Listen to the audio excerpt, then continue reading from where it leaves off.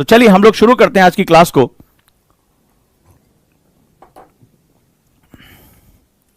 और सबसे पहले हम अपने पहले फंडामेंटल पर आते हैं। Why we need answer writing, हमें उत्तर लेखन की आवश्यकता क्यों पड़ती है, right. Why it is important. क्यों जो है यह माना जाता है कि जो लोग सक्सेस होते हैं और जो लोग यूपीएससी एग्जाम में क्वालिफाई नहीं कर पाते प्री क्वालिफाई करने के बाद, उनके बीच में डिफरेंस कौन सी चीज क्रिएट करती है, उसको हम लोग आंसर राइटिंग कहते हैं। लेकिन पहला क्वेश्चन ये है कि हम अभी शुरुआत कर रहे हैं, हम अभी शुरुआती दौर में आए हैं, बहुत से बच्चे अभी मुझसे एनसीईआरटी कॉन्सेप्टर में जुड़े हैं। तो ऐसी कंडीशन में मुझे उजांग सर क्यों फोर्स कर रहे हैं, क्यों प्रेशराइज कर रहे हैं कि मैं आर्ट ऑफ आंसर राइटिंग की तरफ बढ़ूं? जरूरत क्या है मुझे? क्योंकि चारों तरफ मिथक फैला हुआ है समाज में। आपके जो बुजुर्ग जो तैयारी करके 5-6 साल चले गए, उन्होंने कहा बेटा आंसर राइटिंग बाद में करना, ठीक है, कोई तुम्हें जो है जरूरत नहीं है, आप बाद में इसको करते रहना। जबकि मैं जब लबासना गया, जो वहां स्टूडेंट से मिला, बाकी अन्य कैडर से जो भी स्टूडेंट से मिला, जब लबासना में उनकी ट्रेनिंग हो रही थी, तमाम तरह के जो है वो ऑफिसर्स मिले, IAS IPS officer foundation course चल रहा था, तो वहां मुझे एक कॉमन बात पता चली। मैंने सबसे पूछा कि मेरे बच्चों के लिए आप सीक्रेट क्या बताना चाहेंगे? आप सभी आज सफल हो चुके हैं, कोई उड़ीसा कैडर, कोई महाराष्ट्र कैडर, ठीक है, अलग अलग कैडर के, यूपी कैडर, हिमाचल हो गया। तो मैंने पूछा कॉमन चीज आप क्या बताना चाहेंगे? हम वैसे बैठे थे डाइनिंग एरिया में, हम जो है वो कुछ खा पी रहे थे। मैंने पूछा मैं अपने बच्चों को मैसेज देना चाहता हूं, आप लोग सक्सेस हो चुके हैं, आप लोग आज लबासना में ट्रेनिंग कर रहे हैं, ऐसी कौन सी एक चीज होगी जो उनके अंदर होनी ही चाहिए, एक सभी के अंदर वो कॉमन ट्रेट? और आप आश्चर्य करेंगे, लगभग 50 लोगों से मैंने बात की और मैक्सिमम लोगों ने एक ही बात कहा, राइटिंग, राइटिंग एंड राइटिंग। ये उनका स्टेटमेंट था कि लिखो लिखो और लिखो। उड़ीसा कैडर के मनोज जी है, आईएएस हैं अभी आज के समय में, बड़ी अच्छी जो है वो हमारी जान पहचान है। और वहां पर हम जब मिले तो उन्होंने कहा कि सर मैं हमेशा एक पुरानी रद्दी सी कॉपी रखता था और मैं लिखता रहता था उसमें, राइटिंग राइटिंग एंड राइटिंग। सबने यही सक्सेस मंत्र उन्होंने दिया। तो अगर आप भी सफल होना चाहते हैं, लबासना में वो पहुंच चुके हैं, उस गेट को तोड़ दिया और उसमें से कुछ तो असंभव करते हुए दिखाया। ऐसे जो है आदिवासी इलाके, ऐसे पिछड़े इलाकों से बच्चे हैं जो जिनके सोच कोई संभावना ही नहीं थी कि वो कभी आईएएस बन सकते हैं, लबासना पहुंच सकते हैं, लेकिन उन्होंने उस संभावना को संभव करके दिखाया। संभावनाओं को संभव करके दिखाना ही हमारी सफलता की वो रणनीति कहलाती है। तो संभावनाएं आपके अंदर भी हैं, संभव बनाने के तरीके हमें ढूंढने पड़ेंगे। और अगर हम संभावनाओं को संभव बना पाए तो लबासना का गेट अपने आप ही आपके लिए खुल जाएगा। तो उन्होंने एक कॉमन बताया कि राइटिंग राइटिंग एंड राइटिंग, आप जो भी बात कहते हो उसको अब लिखना शुरू करो। तो ये कॉमन ट्रेट वहां पता चला। दूसरा, जो बच्चे क्लास में हैं, बहुत अच्छा पढ़ाने के बाद वो क्लास को ग्रैस्प नहीं कर पा रहे हैं, उसका निचोड़ नहीं निकाल पा रहे हैं, टीचर अपनी जान निकाल दो। जो भी मुझे थोड़ा भी बहुत जानते हैं वो जानते हैं कि ये बंदा क्लास में आने के तुरंत बाद अपनी जो है वो टू द पॉइंट बात करना शुरू कर देता है और हर डेप्थ में जाने की कोशिश करते हैं। कल क्लास में मैं बलून पंप के साथ पहुंचा कि मुझे समझाना था कि हवा कैसे चलती है, क्या होता है, और वो बच्चा उसको कहता हाँ ये पूरी क्लास मेरे हाथ में निचोड़ में आ गई। पर सवाल है कि उसका आउटपुट क्यों नहीं निकल कर आ रहा। और तीसरा, जिन्होंने पढ़ लिया उनको आता है, वो उसको लिख क्यों नहीं पा रहे हैं? तो इसके लिए जरूरी है कि आप इस बात को समझे, इसकी जरूरत को समझे। Let's start it. हम शुरू करते हैं उत्तर लेखन के बारे में। सबसे पहले हम बात करते हैं यूपीएससी के स्कीम में। यूपीएससी में हमें पता है कि 3 स्टेज होती हैं, प्री, मेंस और इंटरव्यू। 3 अवस्थाएं होती हैं। प्री का जो होता है वो क्वालिफाइंग होता है, यानी उसके मार्क्स जो है वो रिजल्ट में निचोड़े नहीं जाते। वो ढेर सारे लोगों में से कुछ सीरियस लोगों को छांटने की प्रक्रिया है, इसको क्वालिफाइंग पेपर कहते हैं, राइट। जो हमारा प्री का एग्जामिनेशन होता है, ऑब्जेक्टिव टाइप होता है। इसके बाद तीसरा स्टेज होता है जो इंटरव्यू होता है, जो कि एक वर्बल, हम वहां जाते हैं, वहां बातचीत करते हैं और अपनी पर्सनालिटी के बारे में बताते हैं। लेकिन जो सबसे महत्वपूर्ण हिस्सा होता है, जो वाकई में तय करेगा कि आप अधिकारी के रूप में स्थापित होगे या नहीं होगे, जो अपने सर्टेन फ्रेमवर्क के साथ काम करता है, उसको मुख्य परीक्षा यानी मेंस एग्जामिनेशन कहते हैं। यह बहुत इंपॉर्टेंट है, मुख्य परीक्षा। अब जरा मेरी बात को बड़े ध्यान से समझना। आज आपका ये मिथक तोड़ूंगा कि मुझे आंसर राइटिंग कब करनी चाहिए। कई बच्चों ने कहा सर कब करनी चाहिए? सिलेबस पूरा होने के बाद करनी चाहिए। अभी तो मैं बिगिनर हूं सर, अभी मुझे आंसर राइटिंग की क्या आवश्यकता पड़ गई? आंसर राइटिंग मेरे लिए इतनी इंपॉर्टेंट क्यों? पहले मैं सिलेबस पूरा कर लूं फिर आंसर राइटिंग करूंगा। तो चलिए आज मैं वो सारे मिथक जो है वो तोड़कर आपके सामने लेकर आता हूं। चलिए अब हम बात करते हैं मुख्य परीक्षा की। अब ये मेंस का जो एग्जामिनेशन होता है, एक्चुअली में ये डिटरमाइन करता है कि आप लबासना जाओगे या नहीं जाओगे। बिल्कुल सही बात है। मेरे एक सीनियर हैं, आईपीएस हैं आज की डेट में, और उन समय एक नियम था कि आप इंटरव्यू में मिनिमम 80 मार्क्स दिए जाएंगे, मिनिमम इतना दिया ही जाना, क्योंकि आप मेंस लिख कर आए हैं और उनको मिनिमम ही मिले। पता नहीं उनके साथ इंटरव्यू बोर्ड में क्या हुआ, वो खुद नहीं जानते कि क्यों इतने कम मार्क्स उनको मिले, वहां पर क्या स्थितियां हुई, लेकिन उन्होंने मेंस में इतने अच्छे मार्क्स निकाले थे कि उनका सिलेक्शन हो गया। तो मेंस का जो एग्जामिनेशन होता है वो एक्चुअली में आपके हाथ में होता है, आपके टैलेंट पर होता है। अब मेंस के अगर हम सेक्शन की बात करें तो आपको क्वालिफाइंग पेपर यानी इंग्लिश कंपलसरी के साथ जो आपकी जो है क्षेत्रीय भाषा है, हिंदी या जो भारतीय अनुसूची की भाषा है शेड्यूल की, उसका आपको पेपर देना पड़ता है, जिसके मार्क्स जोड़े नहीं जाते, वो क्वालिफाइंग पेपर होता है, लेकिन लिखना यहां भी पड़ता है। इसके बाद जीएस के 4 पेपर, ठीक है, चारों पेपर सामान्य अध्ययन के, ये भी आपका राइटिंग है। इसके बाद ऑप्शनल के 2 पेपर यानी वैकल्पिक विषय के 2 पेपर जो 500 मार्क्स के होते हैं, ये भी आपका राइटिंग है, और 250 मार्क्स का एस्से, ये भी आपका राइटिंग है। तो कुल मिलाकर ये पूरा जो एग्जामिनेशन है, जो एक्चुअली में आपका सक्सेस पिलर, क्योंकि इंटरव्यू के प्री के मार्क्स जोड़े नहीं जाते, इंटरव्यू के मार्क्स मेरे हाथ में नहीं है, मुझे नहीं पता उस कमरे में उस दिन क्या होगा, अच्छा भी जा सकता है, बुरा भी जा सकता है, वो हमारे हाथ में नहीं होता, लेकिन ये चीज सिलेबस के अकॉर्डिंग हमारे हाथ में होती है। तो ये सभी पेपर में यहां भी आपको लिखना है, राइट करना है, यहां भी आपको राइट करना है, ओरल कुछ भी नहीं है। जैसे आज सुबह एक बच्चे ने कहा, मुझे सदमा लगा कि सर मैं डायरी भी नहीं लिख पाता हूं। तो अगर आप लिख नहीं पा रहे तो आपके दिमाग में या तो ये धारणा है कि ये एग्जाम ओरल है यानी कि मौखिक है, मौखिक नहीं है, ये एग्जाम लिखित है। 1750 नंबर, 1750 मार्क्स, पूरा सबसे बड़ा डायमेंशन यहां पर कवर होता है और ये रिटन एग्जाम के रूप में हमारे सामने आता है, चाहे वैकल्पिक विषय की बात करें चाहे निबंध की बात करें। तो जब आप लिखेंगे तो ही आपको इसके मार्क्स मिलेंगे, और जो मेंस को अपनी कमांड में रख लेता है, याद रखिएगा, चाहे आप पीसीएस की बात करें, आज बहुत से पीसीएस एग्जामिनेशन जो स्टेट एग्जामिनेशन है वो भी रिटन हो चुके हैं, और वहां पर भी जो है वो इस तरह के बदलाव का सामना आपको करना पड़ेगा, बहुत ज्यादा कंपटीशन फेस करना पड़ेगा। और ये सबसे स्टिफर पार्ट होता है, क्योंकि जो 12,000 यूपीएससी की बात करें, नियरली 12,000 से 14,000 लोग जो पहुंचते हैं वो प्री क्वालिफाई कर चुके होते हैं, उनकी बौद्धिकता एक समान होती है, इसीलिए यहां कंपटीशन बहुत टफ हो जाता है, राइट। 1750 नंबर आपकी जिंदगी का सबसे आधार है। वो ये मुख्य परीक्षा किस प्रकार की परीक्षा है? लिखित परीक्षा है। ये कैसी परीक्षा है? लिखित परीक्षा है। यहां ओरल कुछ नहीं है, जो आप जानते हैं वो आपको लिखकर बताना पड़ेगा, इसलिए इसकी गंभीरता का पता होना बहुत जरूरी है। अगले स्टेप पर आते हैं। आखिर मैं आपसे दूसरी अवधारणा क्या बात करने जा रहा हूं। दूसरी अवधारणा बड़ी महत्वपूर्ण है। आखिर हमें उत्तर लेखन क्यों करना चाहिए, और मैं पहले दिन से क्यों कह रहा हूं, इसको समझाने के लिए मैं आपको एक छोटी सी बात बताता हूं। बहुत सिंपल सी बात है। हमारा ये शरीर है, जैसे हमारा ब्रेन हो गया, हमारा हाथ हो गया, पैर हो गया, इंटेस्टाइन, आंतें हो गई, तो ये सब हमारे शरीर के विभिन्न अंग हैं। मैं इसको थोड़ी देर के लिए मान लूं कि ये ऑप्शनल हो गया, ठीक है। इसको मैं मान लूं कि आंसर राइटिंग आपका जीएस का पेपर हो गया, इसको मैं मान लूं एसए का पेपर हो गया। थोड़ी देर के लिए मैं इनके नाम बदल देता हूं, ठीक है। इस पूरे शरीर में ये विभिन्न अंग हैं, इनके अलग अलग काम है, हाथों के, पैरों के, आंतों के, ब्रेन का, सबके अलग अलग अपने काम हैं। ये शरीर के विभिन्न हिस्से हैं, लेकिन इन सभी में एक कॉमन चीज है, इन सभी को ब्लड सप्लाई की आवश्यकता पड़ती है। इन सभी को ब्लड सप्लाई की आवश्यकता पड़ती है, और ये ब्लड सप्लाई हमें कहां से आती है? हमें हार्ट से आती है। कहां से आती है? हमारी हार्ट। हमारा हार्ट जो होता है, हृदय जो होता है, वो पंप करता है, और उस पंप करने से जो आपका सिस्टम है, जो आपका ब्लड सप्लाई है, वो सभी जगह पहुंचता है, राइट। वो क्या होता है? वो सभी जगह पहुंचता है। तो अगर मैं इसको थोड़ी देर के लिए इस एग्जांपल को ले लूं, आंसर राइटिंग की आप जरूरत को महसूस करिएगा कि मैं क्यों ये बात कह रहा हूं। अगर मैं इसको थोड़ी देर के लिए एक एग्जांपल के तौर पर लेता हूं, तो चाहे मैं ऑप्शनल की तैयारी पेपर लिखूं, चाहे मैं जीएस का पेपर लिखूं, चाहे मैं जो है वो ऑप्शनल का पेपर लिखूं और जो है क्वालिफाइंग पेपर लिखूं, हिंदी या इंग्लिश का पेपर लिखूं, या मैं एसए का पेपर लिखूं, इन सभी में जो सबसे बड़ा कॉमन जो लिंक करता है वो करता है लिखना। क्या काम करता है? लिखना, टू राइट। जैसे हार्ट इन सभी में कॉमन जो है वो ब्लड सप्लाई को करता है, बिना इस ब्लड सप्लाई के ना ब्रेन काम करेगा ना बाकी अंग काम करेंगे। उसी तरह आप ऑप्शनल का सिलेबस पूरा कर लीजिए, आप जीएस भी पढ़ डालिए, आपको इकोनॉमिक्स भी आती है, आपको जो है वो हिस्ट्री भी आपने बुक्स पढ़ डाली है, लेकिन सवाल है कि इन सभी में सबसे कॉमन जो है ये सारे पेपर आपको बताना पड़ेगा कि आपको अगर आता है तो इसके लिए आपको लिखना पड़ेगा। क्या करना पड़ेगा? आपको राइट करना पड़ेगा, टू राइट, लिखना पड़ेगा, और लिखना ही सबसे प्रमुख जो है यहां पर चुनौती होती है।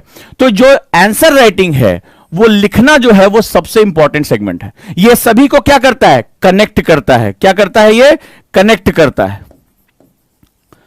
अब समझे कि यूपीएससी में पढ़ना और लिखना दोनों बराबर इंपॉर्टेंट है। और आप क्या करते हो? आप कहते हो कि मैं बिगिनर हूं, मैं पढ़ रहा हूं, लेकिन पढ़ना और लिखना, ठीक है, और है, ऑब्लिक नहीं है, और है, पढ़ना और लिखना दोनों एक साथ आपको करना पड़ेगा, अदरवाइज क्या होगा, ये शरीर के सारे अंग काम नहीं करेंगे। मेरा मैसेज आपको बिल्कुल क्लियर हो गया होगा। नेक्स्ट वन, आगे आ जाते हैं।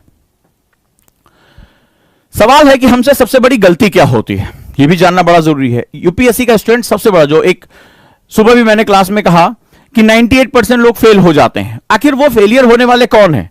ऐसा तो नहीं है कि कोई भी इसलिए तैयारी करता है कि वो फेल हो जाए या एग्जाम को क्वालिफाई ना कर पाए। कोई ऐसा है? कोई नहीं ऐसा है। सभी जब अपनी तैयारी करने अपने माता पिता से कहते हैं कि पापा मम्मी मुझे आईएएस की तैयारी करनी है या फलाना मुझे एग्जाम देना है, तो हमेशा वो अपने लक्ष्य को बनाकर रखते हैं, वही आशा वो सबसे बताते हैं। लेकिन ऐसा क्या हो जाता है कि इस पूरे सफर के दौरान वो जो है वो सफल नहीं हो पाते और केवल 2% के आसपास लोग ही जीवन में अपनी परीक्षाओं में सफल हो पाते हैं। उसके पीछे सबसे बड़ा कारण है शुरुआती दौर से ही हमारे फंडामेंटल्स खराब हो जाते हैं, हमसे बड़ी गलतियां हो जाती हैं।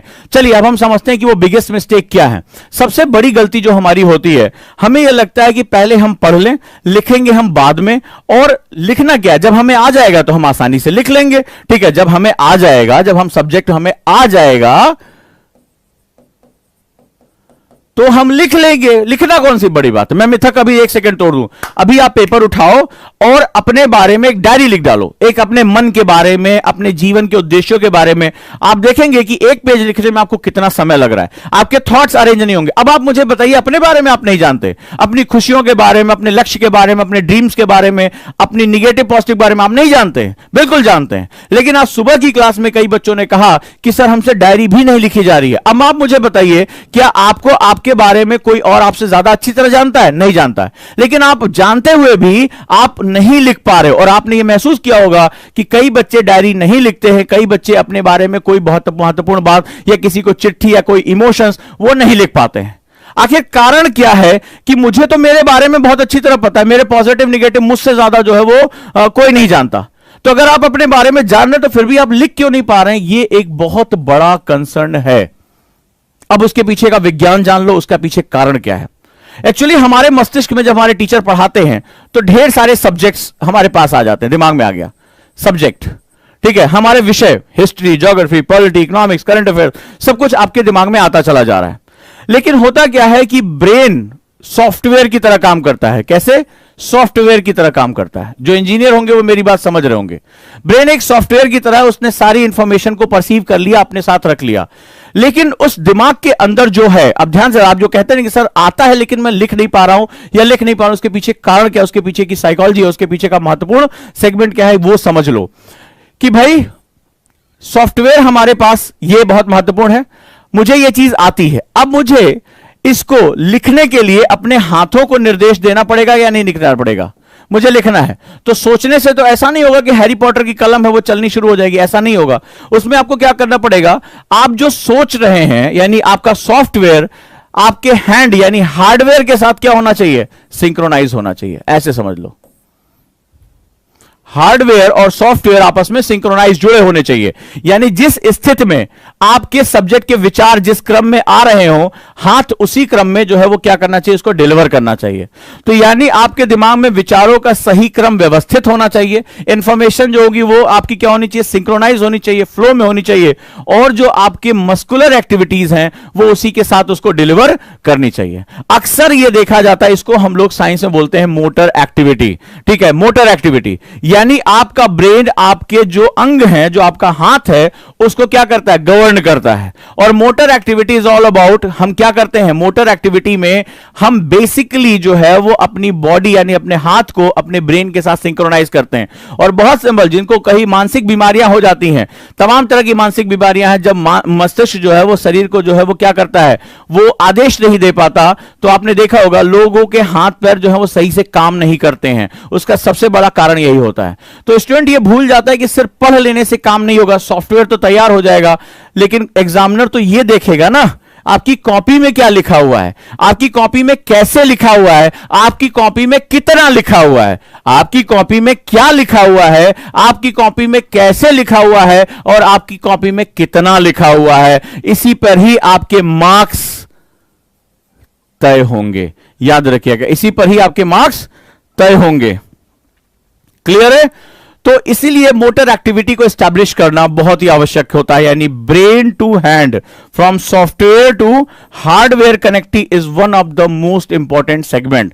और इसीलिए जो मिस्टेक हमसे होती है कि हम पहले पढ़ लें फिर लिखेंगे, तो फिर आपने अपने बारे में इतना जाना, इतना पढ़ा, तो लिख क्यों नहीं पा रहे हो? आप मुझे बताओ, टीचर आपको बता रहा है फिर भी उसको डिलीवर क्यों नहीं कर पा रहे हो? उसके पीछे आपको आपका साइंस कोई बताने को तैयार नहीं हो रहा। जो इंजीनियर होगा वो जानता है कि हम सॉफ्टवेयर बना लेते हैं, लेकिन उसको हार्डवेयर में जो बर्न करना, उसको कहते हैं पोर्ट बर्न करना। अगर इंजीनियर होगे तो आप जान रहे होगे कि मैं क्या बात कर रहा हूं। सॉफ्टवेयर को हार्डवेयर में पहुंचाने के लिए हमें पोर्ट बर्न करने पड़ते हैं। तो यहां पर भी, ये तो बहुत बेसिक सा फंडा है, यहां पर भी आपके दिमाग में जो इंफॉर्मेशन है उसको हमें कहां लेकर आना है? उसको हमें जो है वो अपने मोटर एक्टिविटी के साथ मिलाना है, तभी जाकर आपकी सक्सेस यानी आपकी सफलता तय होगी। ये मेंस के 1750 मार्क्स ऐसे सबको फ्री में बांटे नहीं जाते, इसके लिए बहुत मेहनत करने की आवश्यकता पड़ती है। आगे आइए और हम अब बात करते हैं, क्या आंसर राइटिंग एक आर्ट है? बहुत बढ़िया इंपॉर्टेंट है क्वेश्चन है। क्या उत्तर लेखन, बहुत मतलब कुछ भी है, कोई भी आया उठाया पीस ऑफ पेपर उठाया और लिख दिया, क्या ऐसे लिख देना हमारा काम होगा या वाकई में आर्ट है? आर्ट का मतलब स्पेशल जो है चीज है, एक स्पेशल एक विद्या है जिसको हमें सीखने की प्रयास करने चाहिए। क्या आंसर राइटिंग एक आर्ट है? या आंसर राइटिंग कोई भी कर सकता है, उठाया और वो पैसेज लिखने शुरू कर दिए, जो भी आपकी इंफॉर्मेशन आई उसको जो कागज पे गोज दिया। यह एक ये बहुत ही खास तरह से डिलीवर की जाने वाली चीज है। मैं आज इसके बारे में बात करने जाऊंगा, ये आर्ट या आर्किटेक्चर है या नहीं है, यह भी जानना आपको बहुत आसानी हो, क्योंकि अगर ये आर्ट है तो आर्ट का मतलब क्या होता है? आर्ट का मतलब होता है स्किल। और स्किल कैसे आती है? स्किल आती है प्रैक्टिस से। किस तरह की प्रैक्टिस, यह भी ध्यान रखिएगा। अगर ये आर्ट है तो आर्ट का मतलब हो गया स्किल, स्किल का मतलब हो गया प्रैक्टिस, और प्रैक्टिस का मतलब हो गया गाइडेड प्रैक्टिस, यानी निर्देशन में अभ्यास किया जाना। अभ्यास करना एक अलग चीज होती है, और निर्देशन में अभ्यास करना यानी उसको बताया जाना कि इसके बाद ये स्टेप फॉलो किया जाएगा, इस तरह से ये फॉलो किया जाएगा, तो डेफिनेटली आप उसको क्या कर पाओगे? सीख पाओगे। Let's start it. हम जो है इसके बारे में शुरू करते हैं, राइट। तो अब हम लोग बात करेंगे नंबर 1, इमेजिनेशन ब्लॉक्स। अगर ये आर्ट है तो आर्ट कैसे बनाया जाता है? आप किसी चित्रकार को देखिए, ध्यान से मेरी बात को गहराई से समझिएगा। आप किसी चित्रकार को देखिए, चित्र बोले सर एक अच्छा सा जो है आप चित्र बनाइए, तो पहले वो सोचता है कि मुझे एक्चुअली फिगर क्या बनाना है। ऐसा थोड़ा ना होगा कि बस वो कुछ भी गोज बाज देगा, ऐसे जो है वो ऐसे जो है वो ऐसे बना देगा। बोले कि सर क्या ये जलेबी है? बोले नहीं, ये जीवन की उलझने हैं। ठीक है, तो ये मॉडर्न आर्ट नहीं है। वो क्या करता है? वो पहले इमेजिनेशन करता है कि मुझे क्या बनाना है, फिर उस इमेजिनेशन को ब्लॉक बाय ब्लॉक, कहां पर पहाड़ बनाने हैं, कहां पर नदियां बनानी है, कहां पर मुझे कौन सा जो है वो एंगल रखना है, वो सब क्या करता है? उसको ब्लॉक बाय ब्लॉक यानी टुकड़े बाय टुकड़े उसको जोड़ता हुआ चला जाता है। तो सबसे पहले वो जो कुछ करना चाहता है उसकी कल्पना करता है, फिर उनको खंडों में तोड़कर उनको बनाता है। ठीक है, अपनी इमेजिनेशन के अनुसार उन खंडों को रखने की कोशिश करता है। ये पर्वत का खंड है, ये नदी है, ये फलाना चीज है। उसके बाद जो खंड है उनको वो एक क्या देता है? एक रूपरेखा देता है, स्केच करता है। रूपरेखा देने के पश्चात उसमें कलर यानी उसमें रंग भरता है, और फिर जाकर जो है वो क्या तैयार होता है? एक आर्ट तैयार होती है। क्लियर? ये चित्र बनाने का तरीका है। ठीक है, तो अगर आंसर राइटिंग एक आर्ट है तो ये इसको स्किल की तरह सीखा जा सकता है। We need guided practice. और इसका मतलब आर्टिस्ट जो होता है, अगर आप में से कोई चित्र बनाता होगा या आप में से कोई बहुत अच्छा आर्टिस्ट होगा, आप हो सकता है जो मेरी बात सुन रहे हैं वो इस बात से एग्री करें, जब इसको आप देखते होंगे तो चित्र इसी तरह बनाया जाता है या नहीं बताया जाता? आप मुझे बताएं। हाँ, चित्र इसी तरह बनाया जाता है, या डायरेक्टली ऐसे कुछ भी ऐसे जो है वो ऐसे ऐसे दोनों हाथ से, जैसे वो क्या नाम है वेलकम में मजनू भाई जो है वो जो गधे के ऊपर घोड़ा बैठा हुआ जो बनाए थे, उस तरह तो नहीं बनाया जाता ना। या पहले उसकी इमेजिनेशन की जाती है कि हम क्या बनाने जा रहे हैं, हम क्या डिलीवर करने जा रहे हैं, राइट? तो ऐसे ही बनाते हो ना। तो अगर आंसर राइटिंग एक आर्ट है तो हमें उसको सीखने के लिए स्टेप बाय स्टेप उठाना पड़ेगा, राइट? स्टेप बाय स्टेप चलना पड़ेगा। और यहां पर हम जो पीस ऑफ राइटिंग करते हैं, जो हम लिखते हैं, वो उसको कई टुकड़ों में तोड़ना पड़ेगा। क्या ऐसा संभव है कि आपने जिंदगी में कभी एक पेंटिंग नहीं बनाई हो, अचानक से आप पेंट उठाए और अब देश की जो है मोनालिसा दूसरी ड्रॉ कर दें? Is it possible? ना आपके कलर आपसे बनेंगे, स्केच बनाने जाओगे, किसी का फेस बनाने जाओगे, वो जानवर में कन्वर्ट हो जाएगा, ठीक है, नाक सूंड में कन्वर्ट हो जाएगी, पता नहीं चलेगा इंसान है कि हाथी है, मॉडर्न आर्ट का एक नया रूप लेकर चले जाओगे, ठीक है। तो वहां पर क्या होगा, डेफिनेटली वहां पर आपको, जब आप कोई आर्ट बनाने जाते हो, कोई भी चीज करते हो, पीस बाय पीस उसको तैयार करते हो, स्किल धीरे धीरे लेकर आते हो, हाथ आपके सधते हैं। जब आर्टिस्ट होता है, अगर आप में से किसी ने आर्ट किया होगा, तो धीरे धीरे वो क्या होता है, हाथ प्रैक्टिस करते करते सधने शुरू हो जाते हैं। ब्रश कैसे, शुरुआत में जब आप ब्रश चलाते थे, इधर मार दिया, उधर मार दिया, स्केच मार दिया, कहीं लाइन इधर चली गई, उधर चली गई, पर धीरे धीरे जब आप प्रैक्टिस करते हो तो धीरे धीरे आपके हाथ जो होते क्या होते, सधते चले जाते हैं। इसका मतलब क्या है, आपका सिंक्रोनाइजेशन हो गया, ब्रेन और हाथ का सिंक्रोनाइजेशन हो गया। जैसे जैसे इमेजिनेशन तैयार हो रही है, हाथ उसी तरह उसको डिलीवर करता चला जा रहा है। ये बहुत बड़ा साइंस है। तो अगर मुझे आंसर लिखना है, एक पीस ऑफ पेपर लिखना है, तो मुझे धीरे धीरे उसको प्रैक्टिस करके लेकर आना होगा। मुझे उसको क्या करना पड़ेगा, उसको जो है वो लगातार ब्रश अप करते रहना पड़ेगा। तो डायरेक्टली मैं हमेशा कहता हूं, आर्ट ऑफ आंसर राइटिंग में never ever jump to the paragraph. मैं हमेशा जो ये पैराग्राफ राइटिंग करते हो, मैं इसका विरोध करता हूं। अगर आप आंसर राइटिंग सीखना चाहते हो, आपको लगता होगा कि टीचर ने आज ज्योग्राफी पढ़ा दिया, आज पृथ्वी के बारे में पढ़ा दिया, उसको एज इट इज लिख दिया, ये आंसर राइटिंग है। ये गोबर है, आंसर राइटिंग नहीं है, ठीक है। जैसे जो है भैंस या गाय कहीं जो है गोबर गिरा चली जाती है, वैसे आपने अपने दिमाग का गोबर उस कॉपी पे उठाकर छोप दिया, रख दिया वहां पर कि भैया लो इसके उपले बना के दीवार पे चिपका दो। नहीं, जो पीस ऑफ राइटिंग होती है वो स्टेप बाय स्टेप चलती है। वो अपना क्या काम करती है, वो स्टेप बाय स्टेप अपने आप को प्रिपेयर करती है।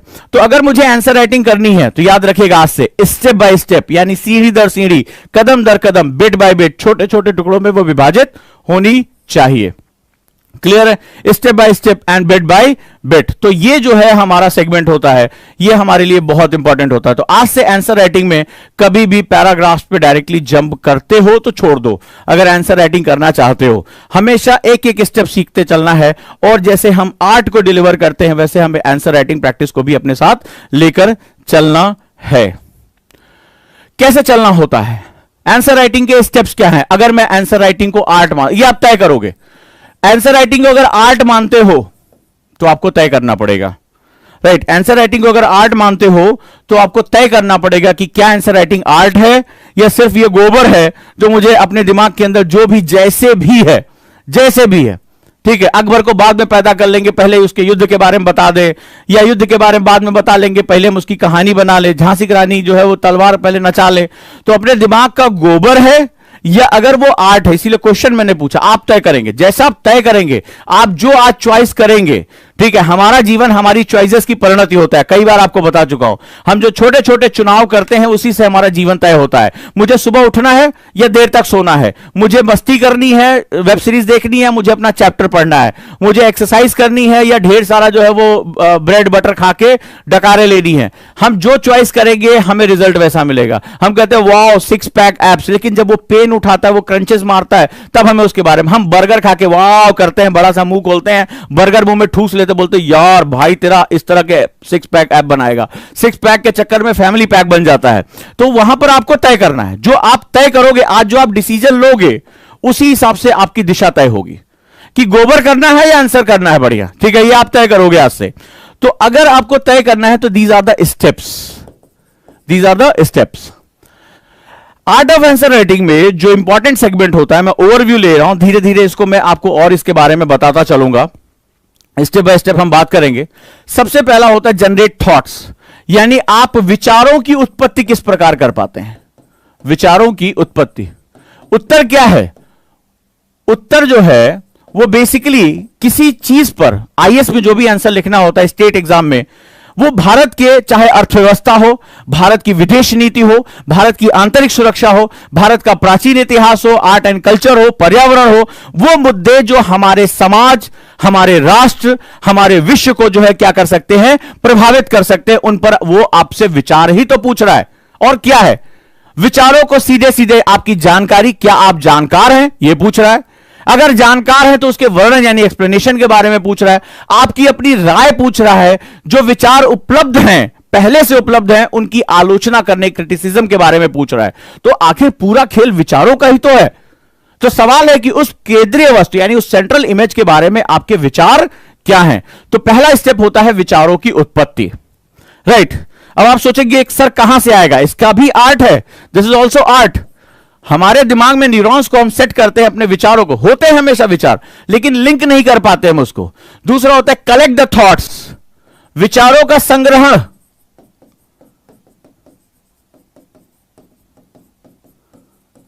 मेरे काम का डलिया लेके घूम रहे दिमाग में, ठीक है। अब बागीचे के सारे आम थोड़े बटोर ले जाओगे, जितने आम तुम्हें चाहिए उतने बटोरोगे। क्यों? क्योंकि तुम्हारी टोकरी आंसर राइटिंग के लिए वो तुम्हें 150 वर्ड या 200 वर्ड दे रहे हैं, टोकरी सीमित कर दी।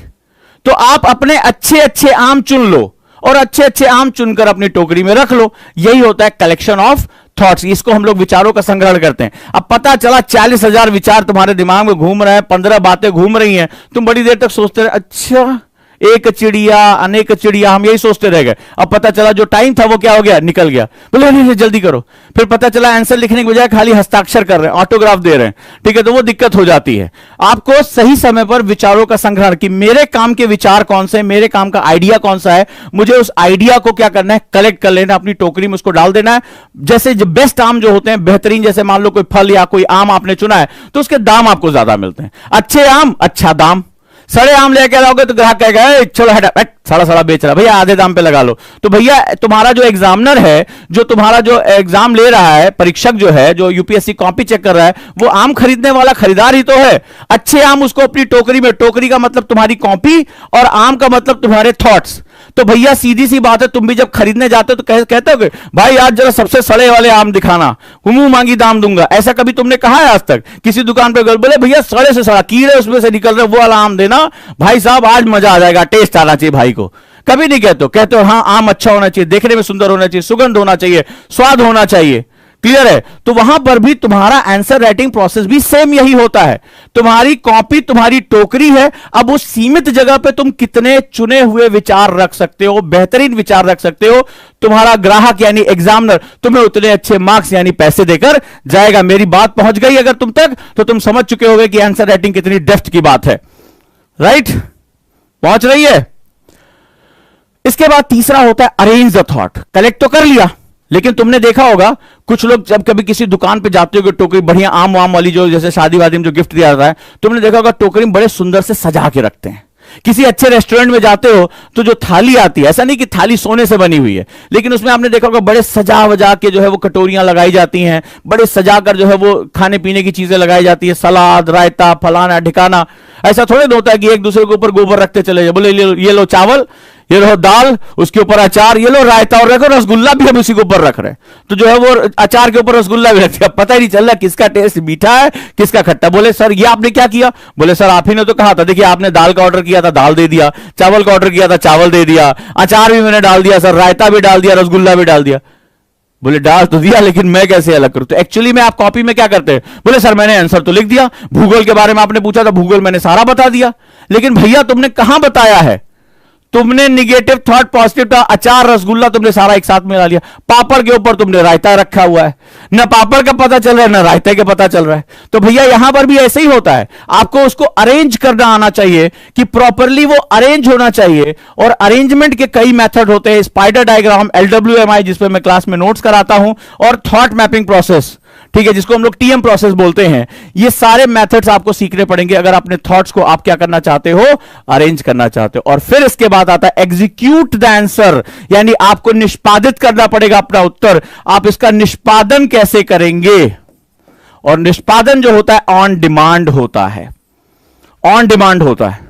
यूपीएससी में इसके बाद चुनौती आती है, वो कहेगा आलोचना करनी है तो आपको क्रिटिसिज्म करना, वो कह रहा है समालोचना करनी है, वो कह रहा है मूल्यांकन करना है, इवैल्यूएट करना है, वो कह रहा है अपना मत रखना है, यानी आपको सेल्फ इन्वॉल्वमेंट दिखानी है, वो कह रहा है केवल वर्णन करना है, वो कहता है व्याख्या करनी है, एक्सप्लेनेशन करना है।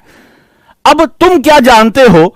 यहां तक तो तुम जानते हो, यहां वो डिमांड कर रहा है, वो डिमांड कर रहा है कि भाई मुझे वर्णन करके दो, एक्सप्लेन करो इस बात को, तो तुम्हें एक्सप्लेनेशन पे जाना पड़ेगा। वो कह रहे नहीं मुझे इसकी समालोचना चाहिए, मुझे इसको क्रिटिकली जो है उसको क्रिटिसाइज्म चाहिए, तो आप उसको क्रिटिसिज्म भी करोगे। तो वो जो तुमसे डिमांड करेगा एग्जीक्यूट उसके हिसाब से, यानी पेन जो होगा अपने थॉट्स को अरेंज करने के बाद, जो तुम्हारा ग्राहक है, जो तुम्हारा एग्जामिनर है, उसकी डिमांड के हिसाब से आपको वो एग्जीक्यूट करना पड़ेगा। राइट? तो ये जो है ये होती है आर्ट ऑफ आंसर राइटिंग, इसको बोलते हैं आर्ट ऑफ आंसर राइटिंग। और इतने स्टेप्स के बाद फिर आप शुरू करते हो अपनी बात को लिखना। जब आप ये चीजें अरेंज कर लेते हो, it's a very time taking process. Teacher और आपको लंबा इन्वॉल्वमेंट चाहिए होता है, आपका एक समर्पण चाहिए होता है, माइंडसेट चाहिए होता है कि मुझे गोबर करना है या मुझे आर्ट के रूप में जाना है। तो आप पैसा किस आर्ट को देते हैं? जो बेहतरीन बनती है, जिसमें बहुत सफाई होती है, इसमें गहरी बात होती है, हम उसको, उस आर्ट को पैसा देते हैं। 400 करोड़ में पेंटिंग बनती है। कभी देखा कि गाय किसी जो है वो कागज पे गोबर करके चली गई और आपने कहा वाह व्हाट अ पेंटिंग? कभी ऐसा कहा नहीं? कहा ना। तो यहां पर भी नहीं होगा कि कॉपी में तुम गोबर करके चले यार, वो तुम सोचो एग्जामिनर जो है देखेगा, बोलेगा वाह व्हाट अ मॉडर्न पेंटिंग। ठीक है, तो ऐसे टांग के रखेगा तुम्हें आराम से 3-4 साल जो है एग्जाम देते रहना। So art of answer writing is very important. तो मैंने आज आपके कुछ मिथ तोड़े हैं कि अभी तो सर हमने शुरुआत की, अभी तो मैं बिगिनर हूं, अभी तो मैं बच्चा हूं, दूसरे गोला से आए हो, ई गोला कभी हाथ पकड़ना है, किसी का हाथ पकड़ के ज्ञान लेना है, पीके हैं हम, तो फिर वो तुम्हें डिसाइड करना है कि कैसे करना है, राइट। यहां पर भी आपको डिसीजन लेने होंगे। इस सब मेथड्स के बाद तब जाकर आपकी आंसर राइटिंग का फ्रेम तैयार होता है। और मैं इसीलिए कभी भी पैराग्राफ में अपने स्टूडेंट को साथ लेकर नहीं आता हूं। बहुत लंबे समय से ये डिमांड आ रही थी आंसर राइटिंग को लेके। मैंने लास्ट ईयर मई में आंसर राइटिंग की जो है सेगमेंट शुरू किया था, बीच में व्यस्तता की वजह से मैं दोबारा इस तरह के सेगमेंट को लेकर नहीं आ पाया।